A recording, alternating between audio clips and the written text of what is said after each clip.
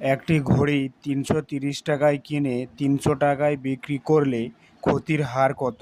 ৩৩০ টাকা দিয়ে কিনছে, ৩০০ টাকায় বিক্রি করছে। বলছে এখানে ক্ষতির যে পার্সেন্টেজ, কত পার্সেন্ট ক্ষতি হয়েছে সেটা বের করতে বলছে।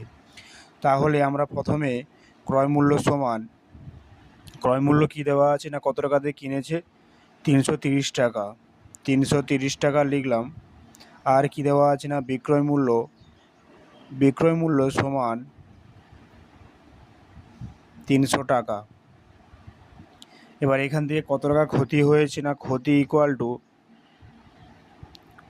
ইকুয়াল টু সবসময়ের জন্য হয় ক্রয় মূল্য মাইনাস বিক্রয় মূল্য।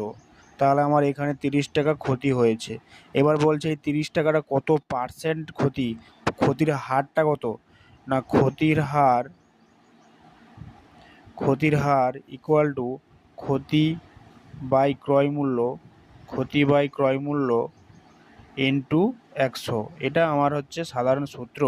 এখানে ক্ষতি আমার ৩০ বেরিয়েছে এই ক্ষতি, আর এখানে ক্রয় মূল্য ৩৩০ টাকা দেওয়া আছে, আর এখানে ১০০ যেমন আছে সেরকম রাখলাম। এই শূন্য দিক কাটি, ৩ একে ১১, ৩ ১১ ৩৩, এর উপরে ১০০ থাকবে, নিচে ১১, এটাই পার্সেন্ট থাকলো। এবারে ৯ পূর্ণ ১-এর ১১%।